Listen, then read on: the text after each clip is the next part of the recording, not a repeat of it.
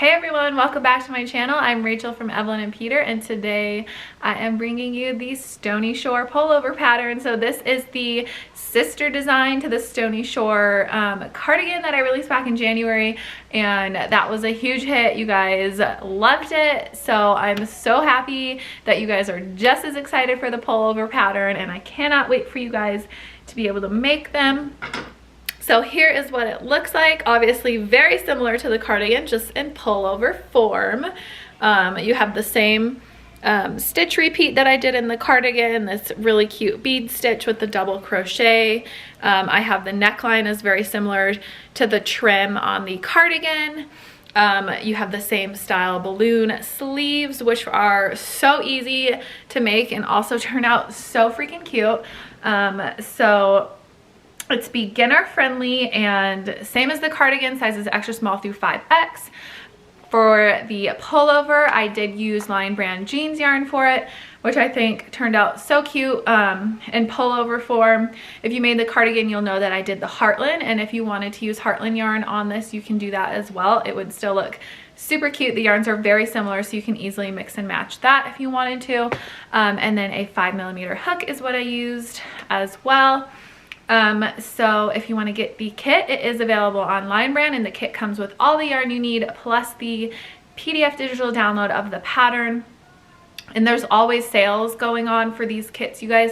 So I would always check in on my Instagram and my stories or on my latest post to see if there's a current sale running. There's lots of good sales that they have, so it's a really good deal. If you go buy the kit, you get the yarn on sale, and then basically the pattern that they give you is free in there. So if you want to check that out, I'll have that linked down below.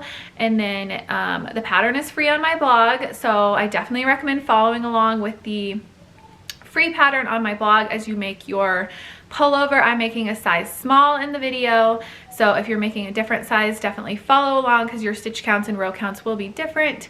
And even if you're making the size small, I always recommend to follow along so you can just double check, make sure you're on track. So I'll link that below as well. And then in the video, you'll notice that I'm using some Heartland yarn in the beginning. I promise you this is the pullover video, so you're not in the wrong video. I just repurposed some of my older clips from the cardigan into this pullover. So I will be switching from the Heartland yarn to the jeans yarn in the video before finishing off the pullover, but I'll walk you through the entire thing, so just don't get confused by the yarn color. I promise this is the pullover video. Let's see, I also will have the paid printable version of the pattern on my Etsy and Ravelry. If you want those instead of the blog version with ads, you can go there and purchase that for just a few dollars.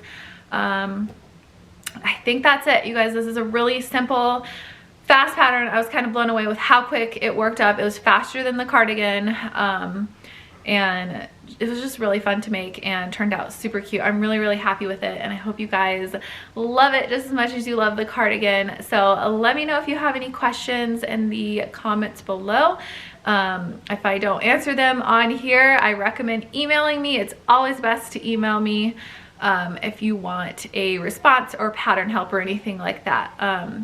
But I hope you guys enjoy this tutorial, and I will see you in the next one. Okay, so for the Stony Shore pullover, you're going to need worsted weight yarn. I'm using Lion Brand's jeans yarn, and all the specific amount of yardage and yarn requirements for your size are listed on my blog post if you want to check that out. And then you're also going to need a 5mm crochet hook, a pair of scissors, a yarn needle to weave in your ends, a few stitch markers, and then a measuring tape as well. So we're going to begin with a slip knot. So go ahead and take your yarn and just wrap it around your fingers, and then grab that yarn and pull it through, and then just go ahead and insert your hook into the loop and pull tight to secure. So both the front and back panels start off exactly the same for this pullover. We're going to begin with a foundation row. So chain 2, so yarn over and pull through the loop on your hook twice, and now we're going to do a foundation single crochet. So in that very first chain that you made in that little back bump, you're going to insert your hook and then just yarn over, pull up a loop, So you have 2 loops on your hook, yarn over, pull through the first loop only, and you still have 2 loops on your hook, and then yarn over, pull through both loops on your hook, and that is 1 foundation single crochet. Then go ahead and insert your hook again to the bottom of that stitch you just made. So insert under both loops, pull up a loop, yarn over, pull through the first loop, yarn over, pull through 2 loops. And then again on the bottom of that stitch, yarn over, pull up a loop, pull through 1 loop, pull through 2 loops. Again, insert it underneath that bottom of the last stitch that you just did and work your foundation single crochet. You can see it's creating these little V's here. That's where we're putting our hook, and that is the bottom of the chain. So basically we're just combining a starting chain and the first row of single crochets. If you don't want to do the foundation single crochet, you can always chain 11 and then work 1 single crochet in the second chain from the hook and in each chain across for a total of 10 single crochet. But I just prefer doing it this way. It's a great technique to learn. If you have not done it this way before, I definitely recommend it. So either way, just make sure you do 10 foundation single crochet or chain 11 and work 10 single crochet across, and then that completes our first row. So then you can chain 1, and now we're going to start row 2. And for this row, we're going to be working in the back loop only. So the back loop is the loop that is furthest away from us. So the one that's closest is the front, and then this one is the back. So you're going to put your hook in the back loop only and work a single crochet. So insert your hook, yarn over, pull up a loop, yarn over, pull through 2. So just a regular single crochet, but you're just working in the back loop only. And you're just going to do this all the way across the row for a total of 10 single crochet in the back loop only.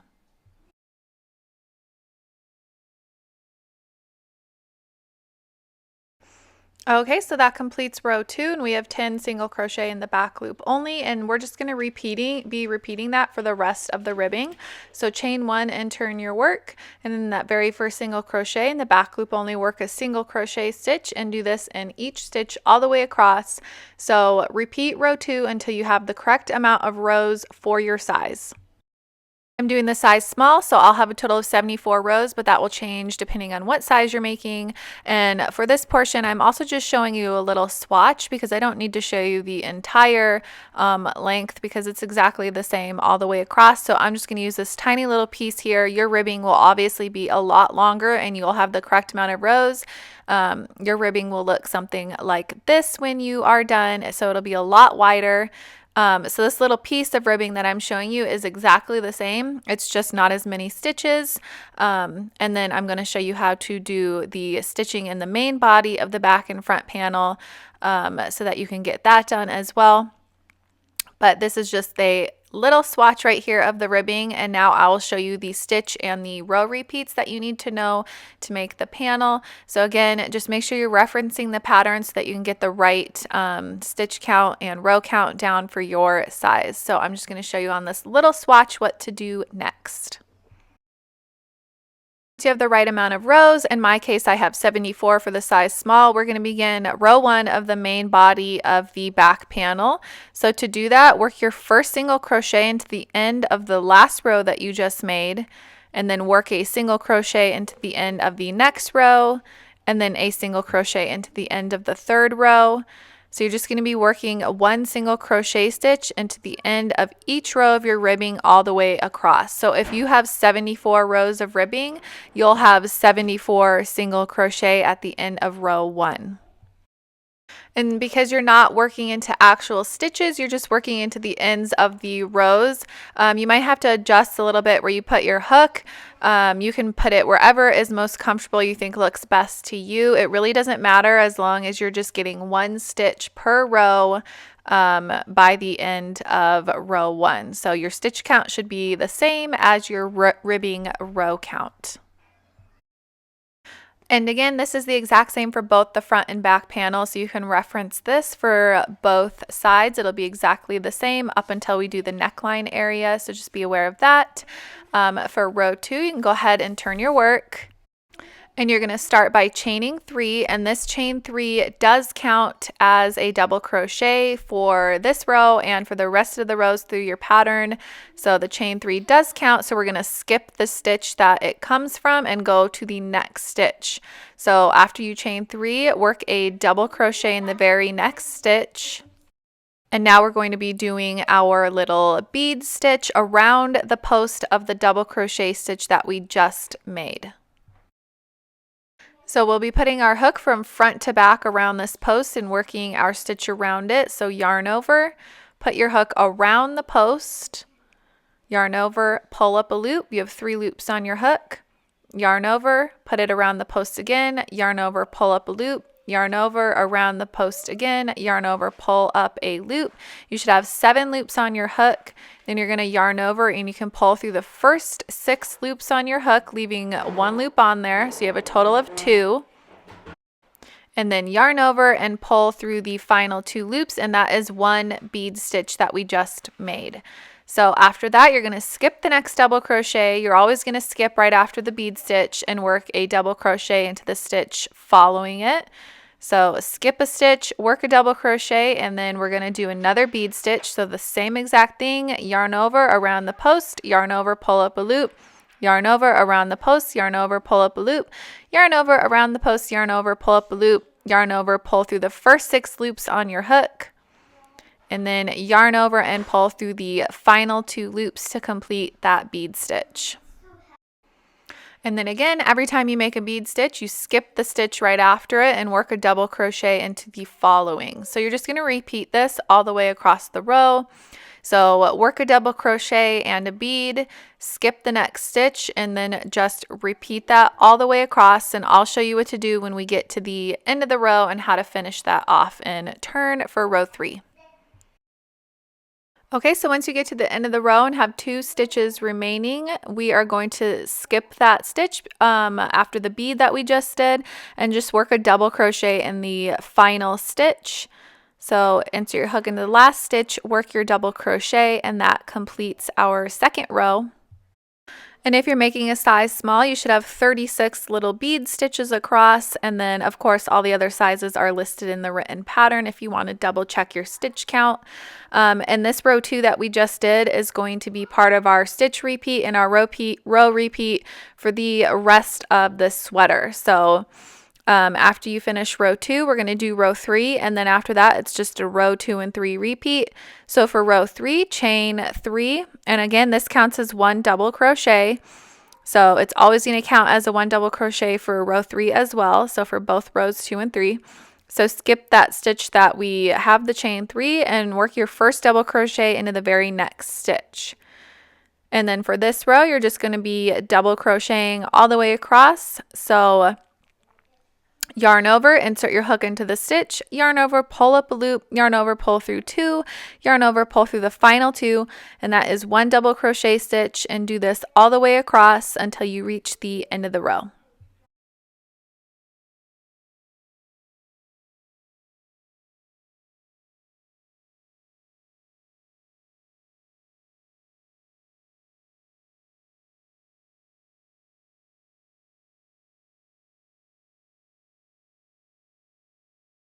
Okay, so I'm coming up on the end of the row here. Make sure that you don't accidentally skip any of these final double crochet stitches.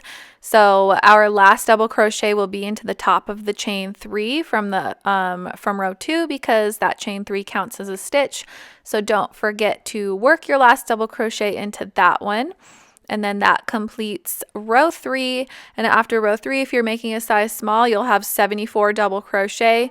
Your stitch count is not going to change. So whatever you had in row 1, you should have in the double crochet rows as well. And now you're just repeating rows 2 and 3 over and over and over again until you have the correct amount of rows for your size.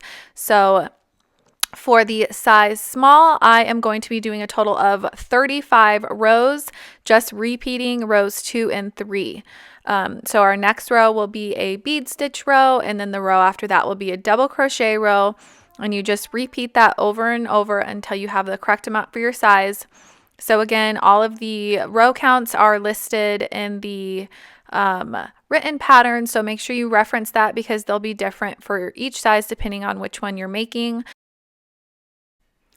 And once you have the correct amount of rows, this is what it should look like. So I'm done with my little gray swatch, and now I'll just be using my jeans yarn in the actual pullover to show you the rest of the tutorial, but this is what my back panel looks like. And once you have your back panel complete, you need to go back and redo everything that you just did up until a certain row for the front panel.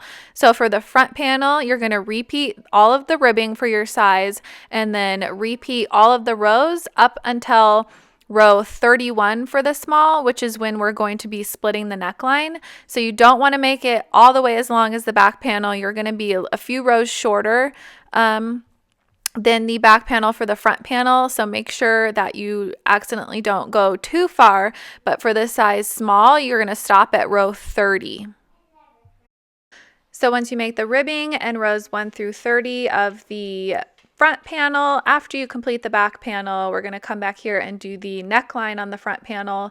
So I am starting row 31 here for the size small. I chain 3, and then we're going to do just as we have been doing and work double crochet stitches across, but instead of going all the way across, we're going to stop after a certain amount of stitches and turn our work. So for the size small, I'm going to chain 3 and then work 1 double crochet into the next 27 stitches for a total of 28 double crochet here on my neckline area.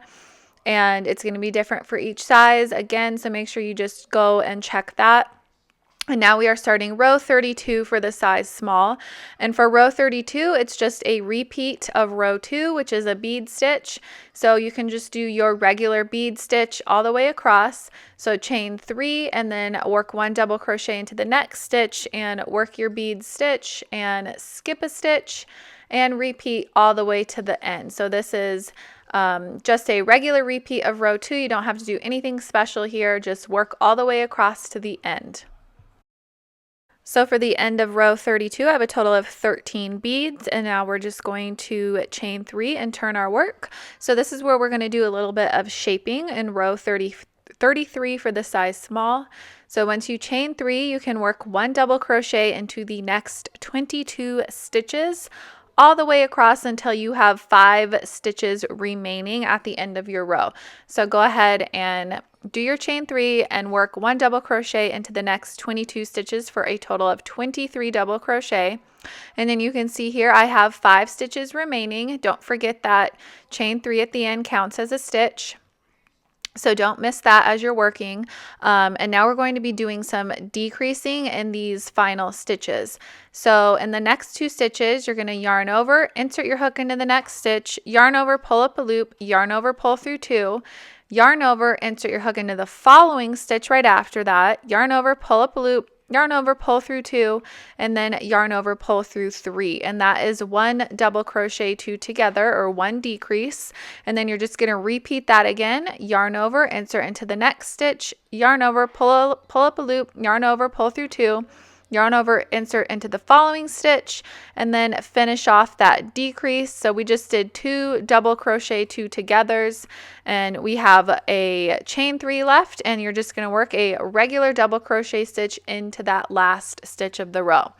So you worked across until you had 5 remaining, and then you decrease twice, and then you work a regular double crochet into that last stitch of the row. And at the end of this row, for the size small, I have 26 double crochet stitches because of those 2 decreases. So to start off row 34 now, it's just another repeat of row 2. So again, that's just a regular bead row. So chain 3 and then work your regular bead stitches across. There's no decreasing in this row. So just do what you normally have been doing all the way across. And then when you get to the end of the row, you should have a total of 12 beads now for the size small. And then you can go ahead and turn your work. And for row 35 is going to be some more decreasing. So chain 3, and then you're going to work 1 double crochet into each stitch across until 3 stitches remain. And when you get to those last 3, then we're going to do some decreases. So go ahead and work across. And then we are here at our final 3. So we have 2 stitches plus that chain 3. And we're going to work 1 double crochet 2 together. So do that in these next 2 stitches. So just 1 decrease for this row. And then in that final stitch, work 1 last double crochet. So after this row, you should have a total of 25 double crochet across for the size small. So even though the decreasing and the shaping is the same for all sizes, your stitch count will be different. So just make sure that you check that for your size. And then that completes our first side on the front panel. So you can go ahead and cut your yarn over, pull through, and tie off. Make sure you cut yarn long enough to sew this last row to your back panel. So you just want to make sure you leave a nice length of tail to do the seaming. And then we're going to repeat this exact same thing on the other side of the front panel. So once you have that first side down, we're just going to repeat these last 5 rows that we did on the other side. So I'm not going to show you because it's exactly the same, but I'm going to explain here how to do it really quick. You are going to count inwards and join your yarn with a slip stitch to the correct stitch in this next row. So for the size small, you're going to count in from the shoulder in towards the center of the shirt and join your yarn at the 28th stitch. So you should have the same amount of stitches in this row that you do on the first side.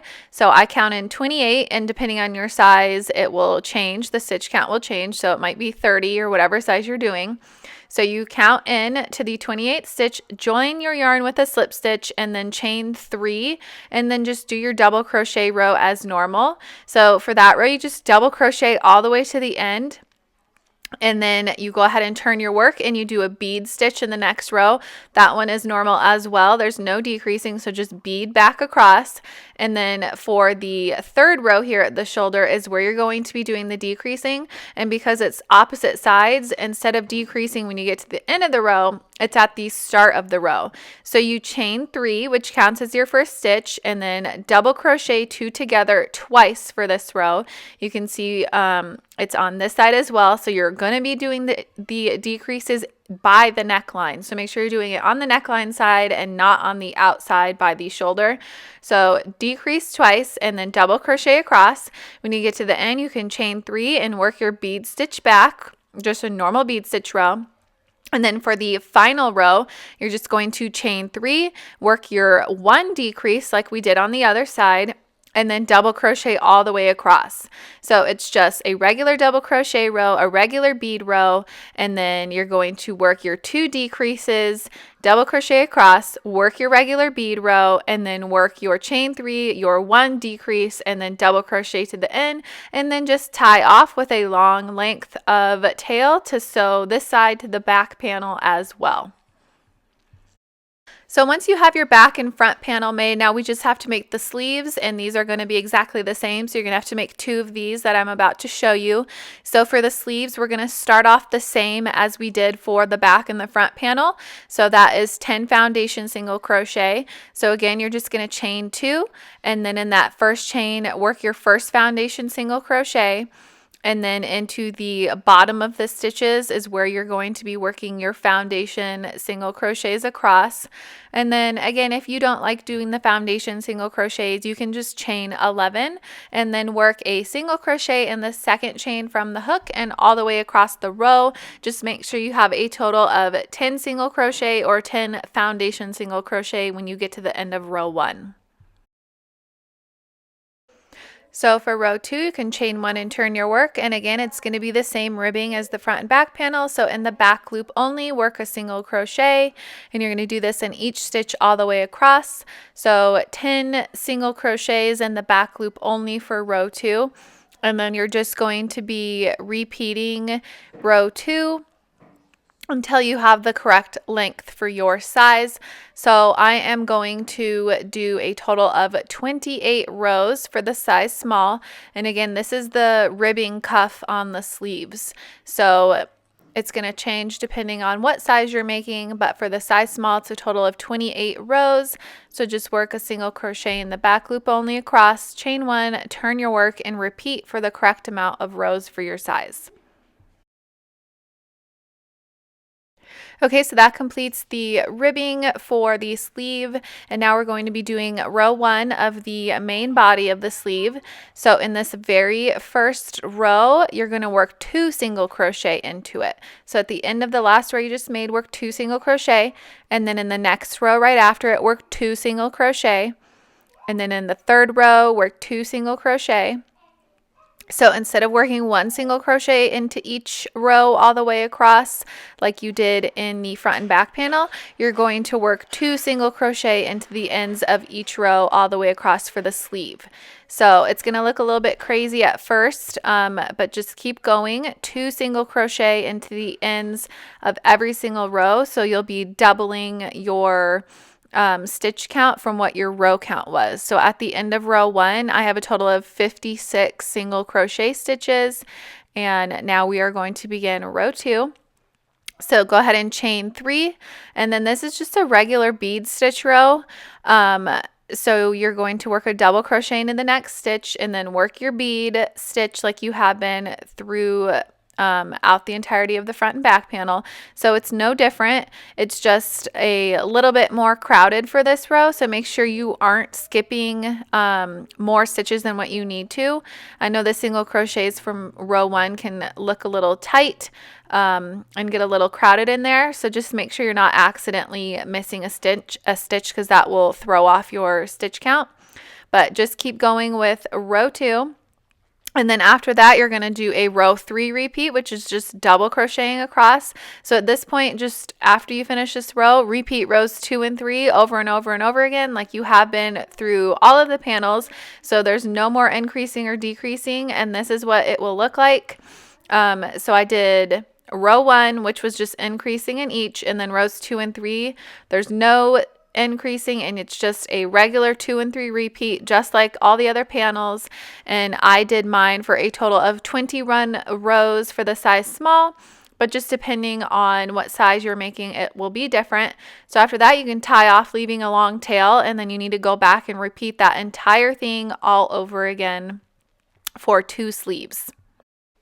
So once you have your sleeves made and your front and back panel made, we're going to be seaming them together. So lay your back panel out in front of you, and you want to do it right side up. So you can see which side is the right side and wrong side by the rows. So the right side is row 2 facing you, and the wrong side is row 1 facing you. So you want the right side up for the back panel, and then you want the right side down for the front panel. So you want to make sure that the right sides are facing and that the inside of your sweater is on the outside right now, so that when we seam together, the seams will be hidden on the inside. So just go ahead and place them together with the right sides facing, and now we're going to seam the shoulders together using the long length of tail that we had left at the front panel shaping. So you can either use your hook to slip stitch across, which is what I'm going to do to join the panels, or you can use a needle, and you can pick your method of choice for seaming. It really doesn't matter, whatever you are used to doing or comfortable doing. But I'm going to show you how I do it with my hook and slip stitching. So I'm going to put my hook into the top of the chain 3. Make sure you don't miss these corner stitches. So you just want to line them up so that they are going through the correct stitches, and then just yarn over and pull through, and then enter your hook into the next stitch right after it. Make sure you're not accidentally skipping any. Yarn over, pull through both panels, and pull through the loop on your hook. And then I'm just going to do this all the way across. I just like to make sure that I'm not doing it too tightly to make to not make things get all scrunched up. And then I just like to slip stitch to the end till you get to the very last stitch here on the shoulder of the front panel. So again, if you're using your needle, you can just mattress stitch or whatever you want to do all the way across, and then just yarn over and pull through. And you're going to repeat that exact same thing over here on the other side. And then obviously, because the shoulders are flipped, our tail of yarn is going to be on the inside now of the closer towards the neckline of the sweater. So you just want to make sure that you count in the correct amount of stitches on the back panel, the same amount that you have on the last row of the front panel, and that's where you will join your first slip stitch, or if you're using your needle, that's where you'll start sewing. So after you sew the shoulders together, we're going to sew our sleeves on.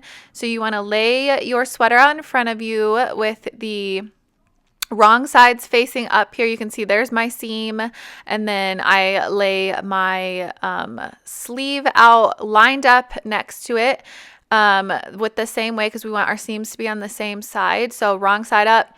And then I just used my stitch markers and pinned it together. So when you're lining this all up, you want the shoulder seam of the front and back panel to be literally exactly dead center of the sleeve. So you can count how many stitches you have on your sleeve and then just right in between those stitches, pin it to the seam of your pullover, and then flat and make sure everything's nice and flat and no wrinkles, and then you can spread it out and pin with another stitch marker on both edges as well. And then you just want to make sure that it's even. So count how many rows down or how many bead rows down on the front and back panel, and just make sure that they're attached to the same spot on both sides so that your sleeve will join evenly. And then once you have everything lined up correctly, we're just going to join it all the way across, same as what we did with the front and back panel. But now we're just going to be joining the sleeve to the sides of the sweater. So when you're doing that, it's a little bit different because we're not working into stitches on both sides. Now we're going to be working our stitches from the sleeve and into the sides of the rows of the front and back panel. So it might get a little bit tricky. You can pull out your stitch and adjust if you need to, but you can see I'm just putting it into the edges of the double crochets or the chains from the front and back panel, and then lining it up evenly with the stitch across from it on the sleeve, and then just slip stitching to join just like I did earlier. So you can see I'm putting it through the actual like chains and double crochets that I did on the sweater, and just aligning it up and slip stitching across. So you can mess around with it a little bit or play with it, or if you feel like your hook isn't in a good spot, you can easily move it and adjust it. Just make sure that your stitch marker is holding you in spot so that when you get to the seam, you'll be exactly halfway across. So just make sure it's not getting all ruffled up or anything like that. Just try and keep it as even as possible all the way until the end, till you get to the end of the sleeve. So just go ahead and keep joining across. So if you want, you can tie off at this point and join your second sleeve, or I'm going to show you what I like to do just to have less ends to weave in. So work all the way across, and then you can either yarn over and pull through the end of the tail of yarn and move on to the next one. But I like to fold my sweater in half and keep going either down the length of the sleeve or down the side if your tail is long enough. So you can see here, I'm going to fold my sweater so that the front and back panel are on top of each other and the sleeve is folded in half as well. And then you can use this tail of yarn and just keep going and keep seaming using the same method so that you don't have to have an extra end to weave in here. So I'm just going to keep going down the length of the sleeve, or you can go down the length of the side of the pullover. You just want to make sure that everything on this side is joined. So it's just personal preference on how you want to do it. But you need to sew from the underarm down to the end of the cuff, and then you can join your yarn again at the bottom hem of the sweater and slip stitch all the way back up to the underarm, or you can join it into the underarm and slip stitch all the way back down to the hem. So just make sure you have the sleeve and the side of your sweater sewn together as well. And once you have that done, you're going to repeat the same exact process on the other side. So take your sleeve, pin it together, and make sure it's nice and even, and seam the sleeve to the sweater, and then also seam the sleeve and the side together. You can see I've already done it here. I'm not going to show you because it's literally the exact same thing. So just make sure everything is nice and seamed, and then you can tie off. And now all we have left to do is the neckline, which is super easy and simple. So you'll want to put your sweater out in front of you with the right sides out now. So the seams are on the inside and your sweater is the correct side out. And we're just going to single crochet around the opening of the neckline a total of 3 times. So you're going to take your yarn and we're going to slip stitch to join. You can slip stitch it literally anywhere on the neckline. I like to do it right before the first seam. I just feel like it when I work the rounds, it helps keep the seams nice and secure so that there's no gap or anything like that. So I like to join it just right beforehand. And then the stitch count here honestly doesn't matter either. You just want to make sure that your stitches are nice and even. So I slip stitch to join and then chain 1 and then work 1 single crochet into the same spot that I slip stitched into. And then I'm just going to work a single crochet into that very next stitch along the back panel, and then just keep going all the way across. So work 1 single crochet into each stitch on the back of the neckline or the neck opening, and then you're going to just do it all the way around. So then when you reach the opposite side of the neckline and the seam, just keep going and then work your stitches down the edges where we decreased, and then work all the way around to the beginning. You can see I'm back around. I've finished my round. When you get to that first single crochet you made, you're just going to slip stitch to join and then go ahead and chain 1, work a single crochet into that same spot, and then just work 1 single crochet into each stitch all the way around. And then you're just going to repeat that 1 more time. So we're going to do a total of 3 rows of single crochet. And again, the exact stitch count doesn't matter. Just make sure your stitches are even and look nice and that there's not too crowded or too far apart. You can pull them out if you need to and redo it, but just work all the way around, slip stitch to join, and then do it for a 3rd and final time. So in that very first spot, I'm going to yarn over, pull through, and then chain 1, work a single crochet into the same spot, and finish off this last round.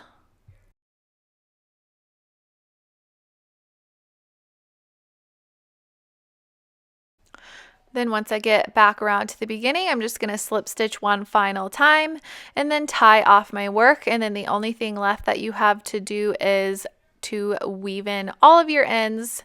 So go ahead and just cut your yarn, and then you can use your yarn needle and weave the ends in. There's plenty of tutorials out there on how to do that if you're not sure, and just make sure you're weaving them in on the inside of your sweater so that you can't see them. And then I just did a quick little steam. I just used my hand steamer and did a quick little steam block on my sweater to loosen the stitches and get all the wrinkles out. And then that is it for this pattern. I hope you guys enjoyed it. Super quick and easy, and I loved making it. I hope you guys love it just as much as me. And thank you guys so much for watching and all the support that you give me. And I will catch you guys in the next video tutorial.